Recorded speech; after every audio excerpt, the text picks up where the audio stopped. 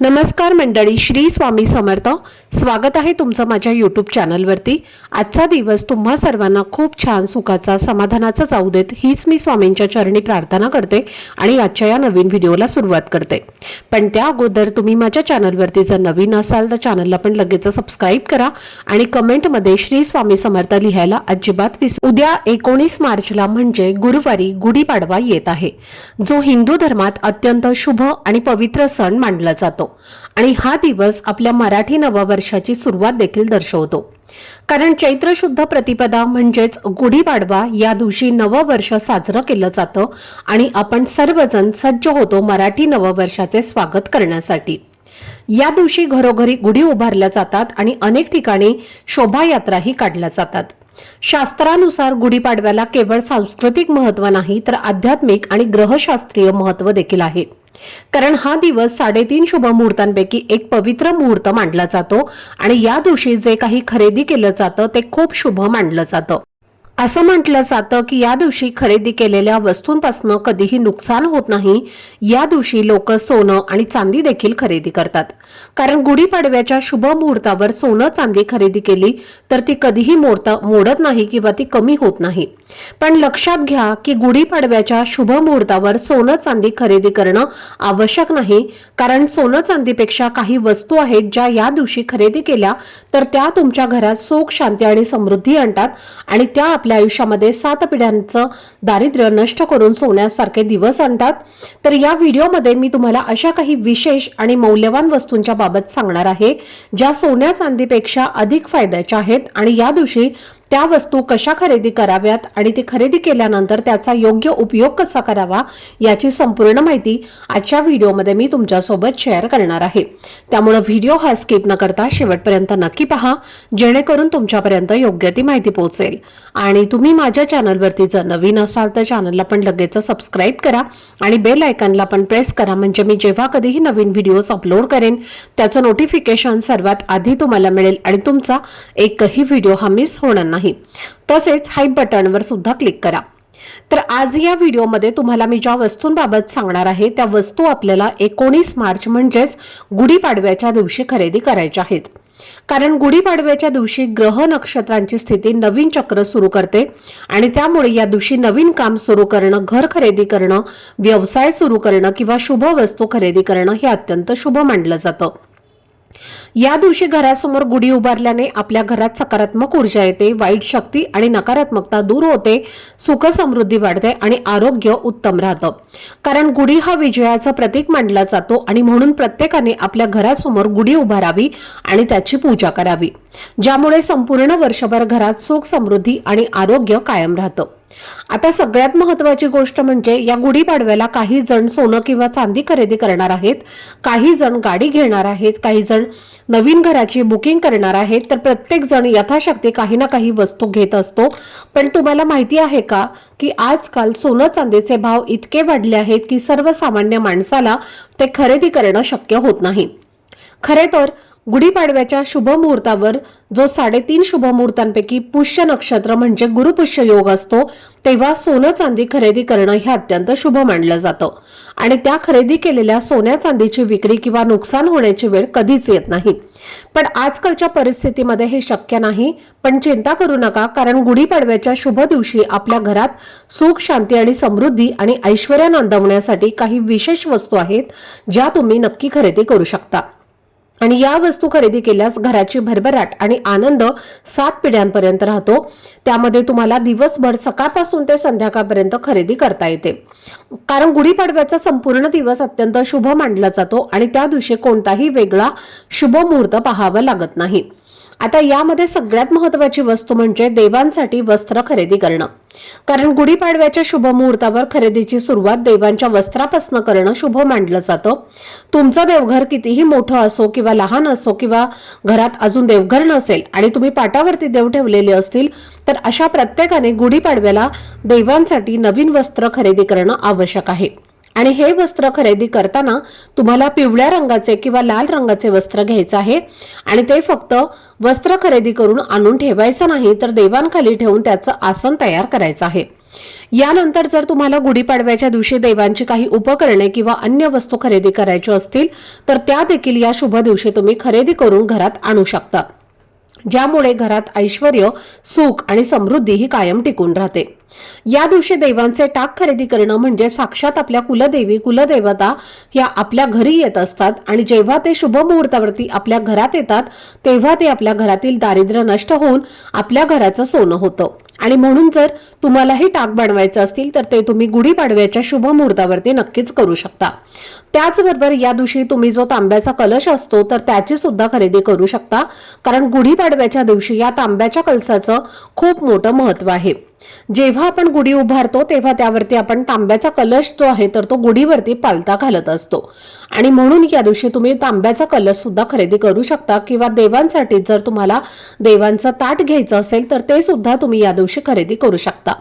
त्याचबरोबर जर तुमच्या घरामध्ये म्हणजे तुमच्या देवघरामध्ये अजूनही गाय वासराची मूर्ती नसेल तर ती सुद्धा तुम्हाला या गुढीपाडव्याच्या शुभ मुहूर्तावरती खरेदी करायची आहे। तुम्ही तांब्याची खरेदी करू शकता, चांदीची सुद्धा तुम्ही गाय वासराची मूर्ती जी आहे तर ती खरेदी करू शकता आणि ते शक्य नसेल तर तुम्हाला जशी शक्य होईल तशी तुम्ही गाय वासराची मूर्ती जी आहे तर ती खरेदी करायची आहे। आपल्या देवघरामध्ये गाय वासराची मूर्ती असणं हे खूप शुभ मानलं जातं।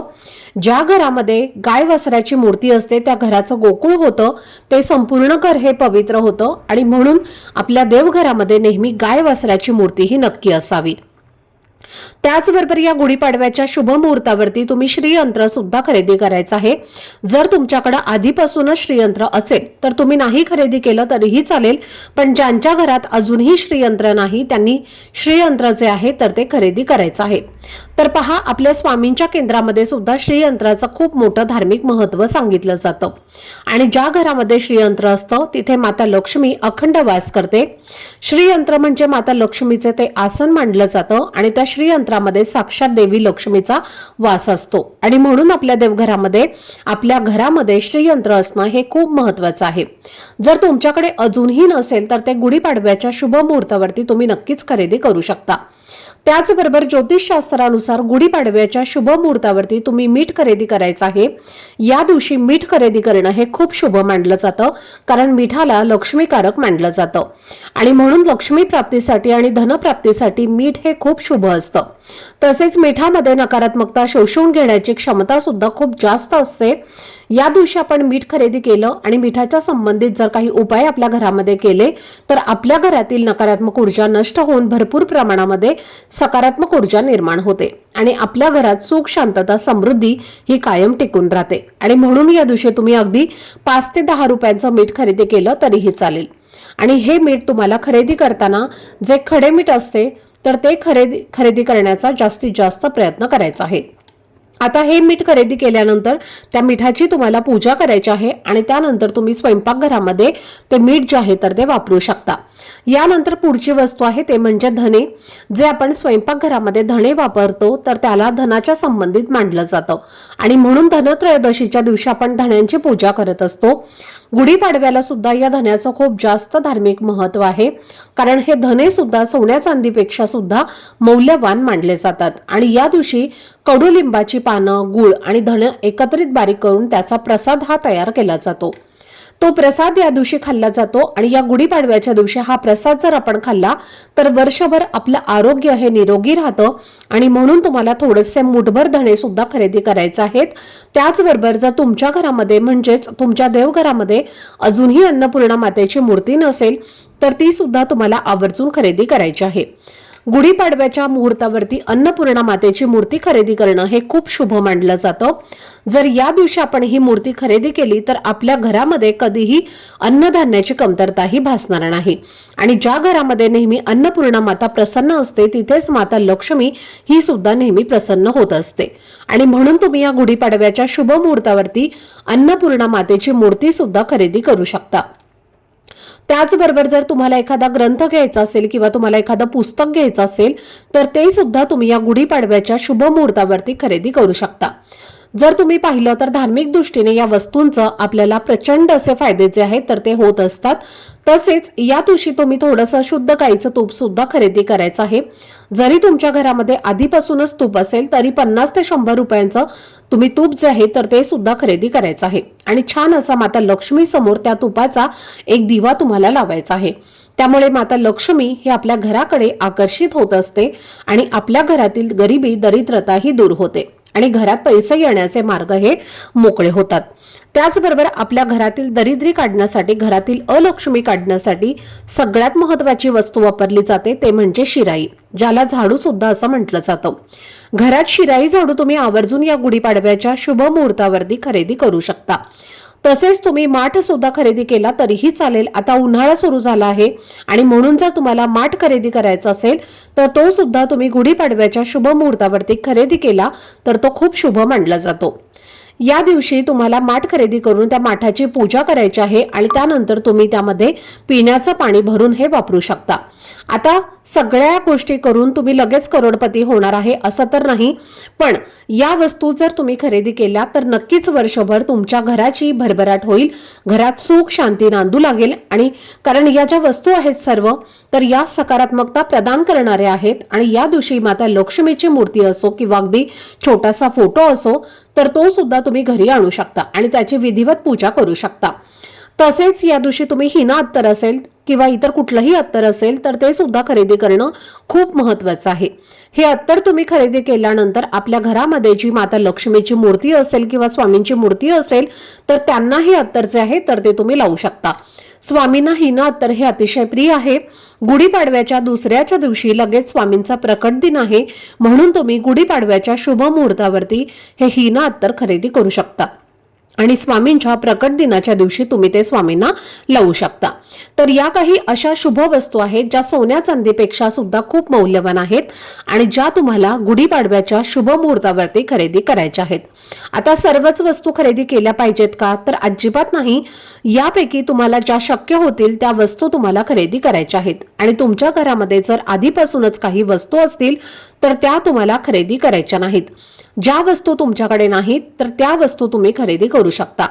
आता त्याचबरोबर या गुढीपाडव्याच्या दिवशी अशा कोणत्या वस्तू आहेत ज्या चुकूनही खरेदी करू नयेत तर त्यापैकी पहा, धारदार काही वस्तू असेल, चाकू, सुरी, कात्री किंवा मग सुई असेल तर या वस्तू ज्या आहेत तर त्या अजिबात गुढीपाडव्याच्या शुभ मुहूर्तावरती तुम्ही चुकूनही खरेदी करू नका। तसेच ज्यांना शक्य आहे आणि ज्यांची ऐपत आहे अशांनी या गुढीपाडव्याच्या शुभ मुहूर्तावरती सोनं चांदी सुद्धा खरेदी करू शकता। या दिवशी सोनं चांदी खरेदी करण्याला खूप जास्त महत्त्व आहे, म्हणून तुम्ही अगदी गुंजभर सोनं घेतलं तरी सुद्धा चालेल, पण नक्की तुम्ही खरेदी करायचं आहे। त्याचबरोबर या गुढीपाडव्याच्या दिवशी तुम्हाला चुकूनही काळ्या रंगाचे कपडे असतील किंवा काळ्या रंगाच्या वस्तू असतील तर त्या सुद्धा तुम्हाला अजिबात खरेदी करायच्या नाहीत, कारण गुढीपाडव्याच्या दिवशी काळा रंग हा पूर्णपणे वर्ज्य मानला गेला आहे आणि म्हणूनच या दिवशी काळ्या रंगाचे वस्त्र सुद्धा परिधान करू नये आणि गुढीला सुद्धा काळ्या रंगाची साडी नेसवू नये। तर ही गोष्ट तुम्हाला आवर्जून लक्षात ठेवायची आहे। तर ही अत्यंत महत्त्वाची माहिती मला तुमच्यासोबत शेअर करायची होती।